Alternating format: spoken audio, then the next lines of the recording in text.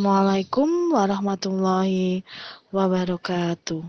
Salam dan bahagia calon guru penggerak angkatan 11.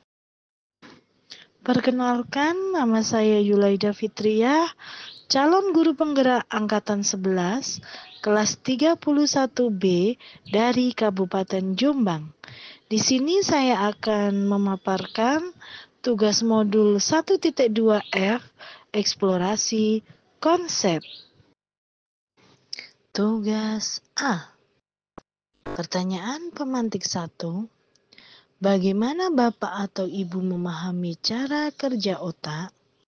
5 kebutuhan dasar manusia, tahap tumbuh kembang anak, beserta pengaruhnya pada pembentukan kebiasaan dan nilai-nilai hidup manusia. Mengapa demikian? Pemahaman saya, cara kerja otak menurut 5 kebutuhan dasar manusia.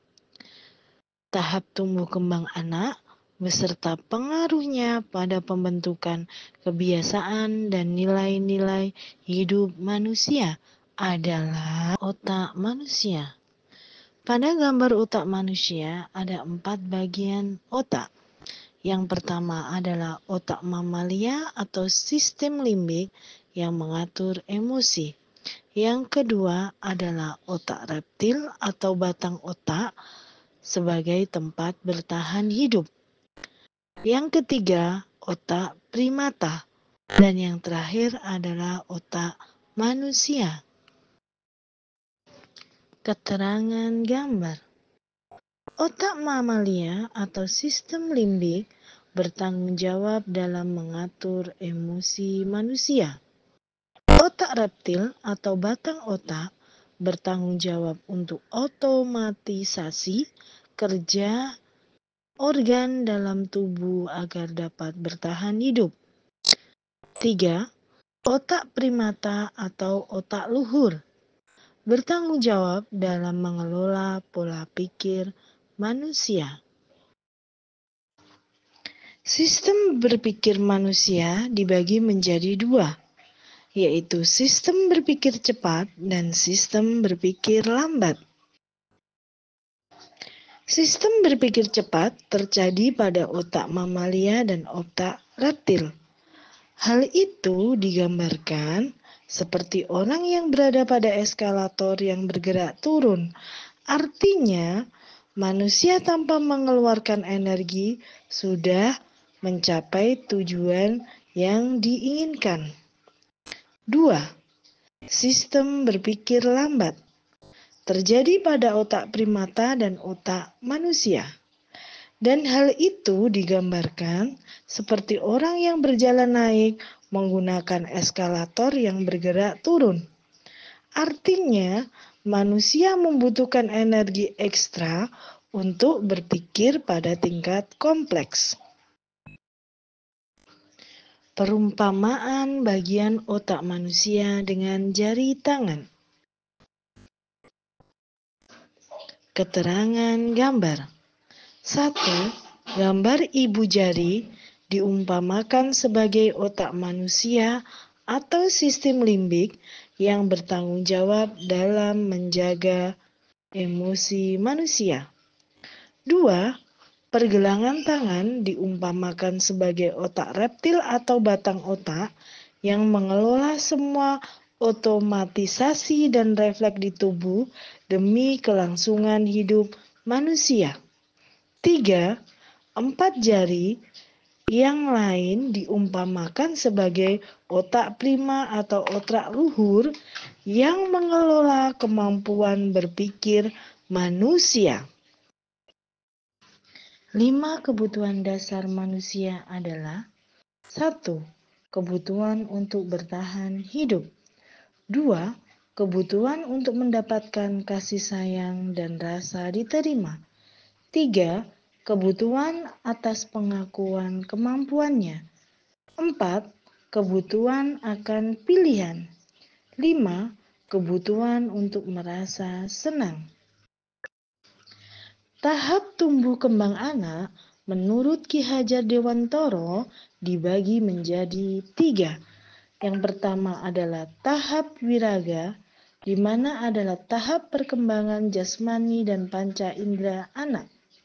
2. Tahap wiraga wirama adalah tahap berkembangnya pola pikir anak. 3. Tahap wirama adalah tahap pengelolaan diri dan pengenalan potensi dirinya. Nilai-nilai yang perlu dikuatkan sebagai guru penggerak adalah 1. Berpihak pada murid. Guru penggerak perlu berpihak pada murid, yaitu karena hal ini mampu memungkinkan guru penggerak untuk paham akan kebutuhan, minat, serta motivasi intrinsik dari setiap murid. Dengan guru penggerak, dapat menciptakan lingkungan belajar yang mendukung pertumbuhan dan perkembangan para murid secara lebih optimal. 2. Mandiri. Kemampuan mandiri sangatlah penting, karena nilai mandiri mampu memungkinkan murid untuk mengambil tanggung jawab atas pembelajaran mereka sendiri, karena pembelajaran berpusat pada murid. Dengan menjadi guru penggerak, maka akan memperkuat kemandirian yang nantinya akan membantu murid untuk menjadi lebih percaya diri, khususnya dalam mengambil keputusan dan menghadapi tantangan era globalisasi. 3. Kolaboratif.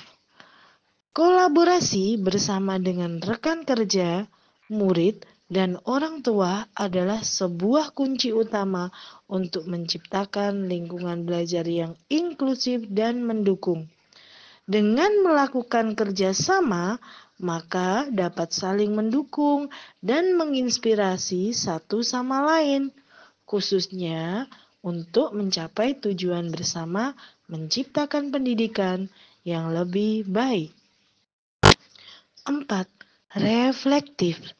Kemampuan untuk reflektif mampu memungkinkan guru penggerak untuk terus belajar, baik itu dari pengalamannya sendiri atau memperbaiki praktik pengajarannya.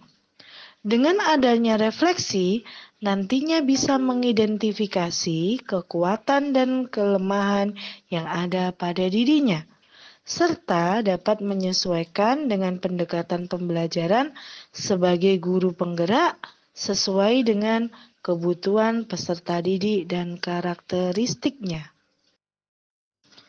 5. Inovatif. Kemampuan untuk berinovasi sangatlah penting dilakukan. Hal ini karena dunia pendidikan terus berkembang dan berubah sesuai dengan kodrat zaman.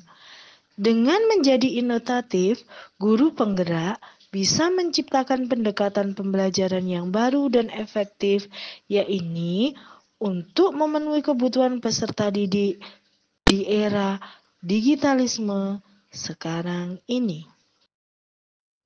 Terima kasih sudah menonton.